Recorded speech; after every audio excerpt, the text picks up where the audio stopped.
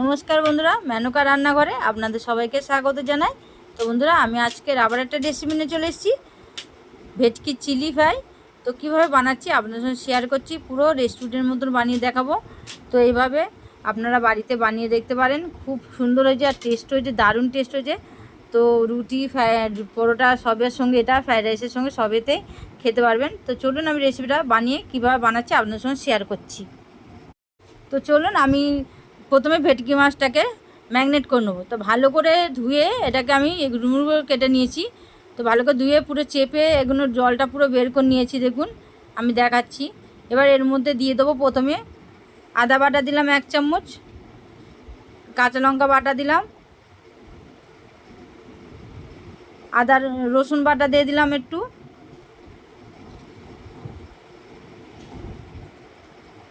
এবার দিয়ে দেবো এর মধ্যে গোলমরিচের গুঁড়ো।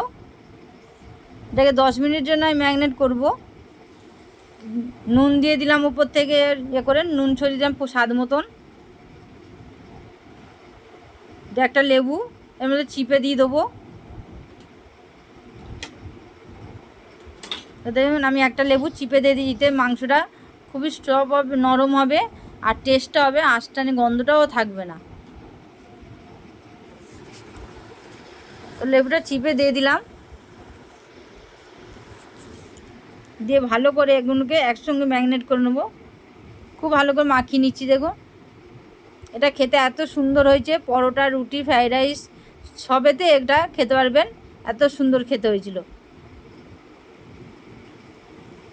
তো এভাবে ভালো করে মেখে নিলাম, নিয়ে এটাকে আমি 10-15 মিনিটের জন্যে এটাকে আমি ঢাকা দিয়ে রেখে দিচ্ছি আলাদা।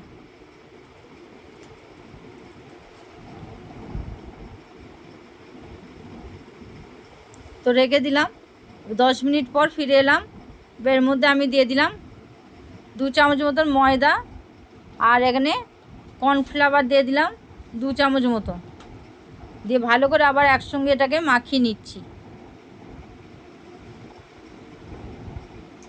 খুব ভালো করে ম্যারিনেট করে নিতে হবে এটাকে, খুব বেশি আমি এখানে করে দিইনি। তো এবারে আমি এর মধ্যে দিয়ে দিলাম সাদা তেল, দিয়ে দিচ্ছি কড়াতে। তো গ্যাসটা গরম হয়ে গেছে তেলটা। তো আমি এবার একটা একটা করে দিয়ে দিচ্ছি। এটা মাঝারি করে রাখবো গ্যাসটা, যাতে খুব বেশি জোরে না হয়, তাহলে মাছগুলো পুড়ে যাবে, ওই জন্য আমি মাঝারি করে দিলাম। দিয়ে এবার একটা একটা করে এইভাবে দিয়ে দিচ্ছি। এর মধ্যে ডিম দিয়ে দিয়েছিলাম, সেটা আমাকে দেখানো হয়নি।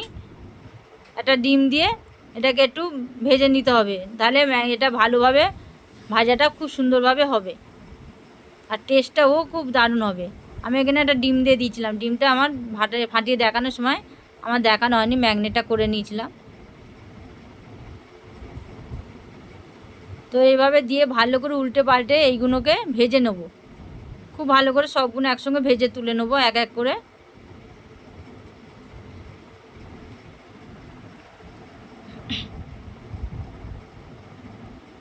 তো ভাজা ভাজা হয়ে এসছে, এটা খুব বেশি কড়া করতে হবে না।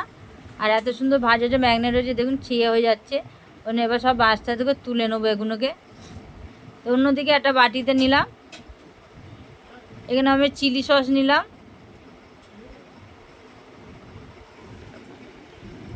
চিলি সস নিলাম একটু,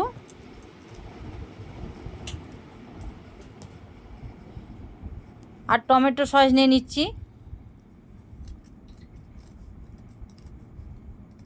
এখানে সয়া সসটা আমি ব্যবহার করব না, কেন অনেকে সয়া সস খেতে ভালোবাসে না, তো আমি সয়া সসটা এখানে ব্যবহার করিনি।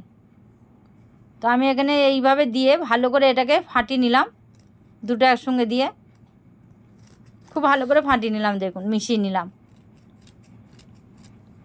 এবার অন্যদিকে দেখুন এখানে আমি পেঁয়াজ কেটে নিয়েছি, ঠিক এইভাবে ডুমডুম করে 2খানা পেঁয়াজ কেটে নিয়েছি, ক্যাপসিকাম কেটে নিয়েছি, আর এখানে টমেটো কেটে নিয়েছি। এবার ওই তেলের মধ্যে দিয়ে দেবো পেঁয়াজগুলোকে। তো পেঁয়াজগুলো সব দিয়ে দিলাম, দিয়ে একটু ভালো করে একটু নাড়াচাড়া করে ভেজে নেবো।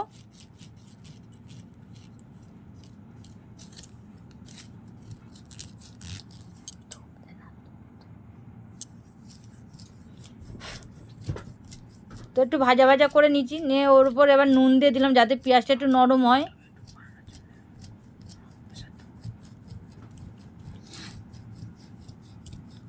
দিয়ে একটু ভেজে নিচ্ছি ভালো করে পেঁয়াজটা। এবার এর মধ্যে দিয়ে দেবো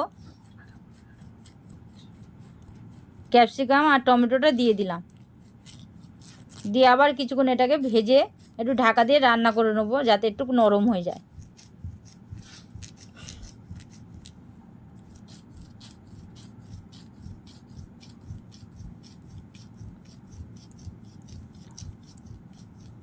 তো দেখুন নরম হয়ে গেছে, আমি ঢাকনা খুলে দিয়েছি, তো নরম হয়ে গেছে। এবার এর মধ্যে যে চিলি এটা ফাটিয়ে রেখেছিলাম টমেটো আর এটা, সেটা দিয়ে দিলাম সসগুলোকে, দিয়ে ভালো করে নাড়াচাড়া করে এইভাবে খুব ভালো করে কষে নিচ্ছি। এটা গ্যাসটা কিন্তু একদম কম এতে রাখতে হবে, একদম লোয়ে রেখেছিলাম গ্যাসটা।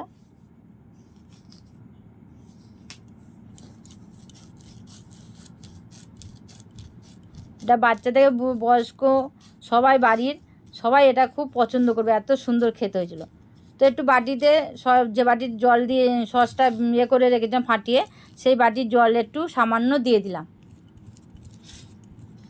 এটা ফুটে গেছে, এবার যে মাছগুলো পকোড়া করে রেখেছিলাম ভেটকি মাছটা, সেগুলো দিয়ে দিলাম, দিয়ে একটু নাড়াচাড়া করে উল্টে পাল্টে এবার এটাকে নামিয়ে নেবো।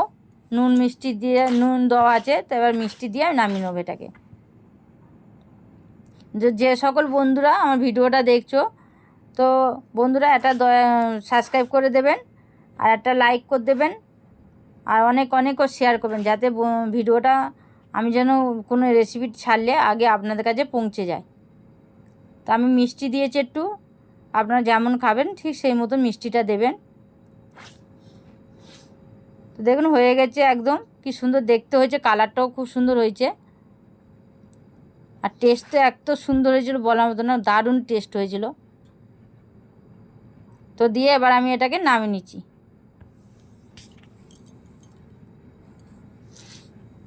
তো দেখুন নামিয়ে নিচ্ছি, একদম সবগুলো গোটা গোটা রয়েছে, একটুও কিছু ভাঙেনি, আর দারুণ হয়েছিল দেখতে, কালারটা খুব সুন্দর লাগছে। তো বন্ধুরা একটা লাইক কমেন্ট সাবস্ক্রাইব করে দেবেন যাতে আরও নতুন নতুন রেসিপি আপনাদের সঙ্গে শেয়ার করতে পারি। তো এখনের মতন আবার এলাম নতুন ভিডিও নিয়ে, আবার ফিরে আসবো। নমস্কার।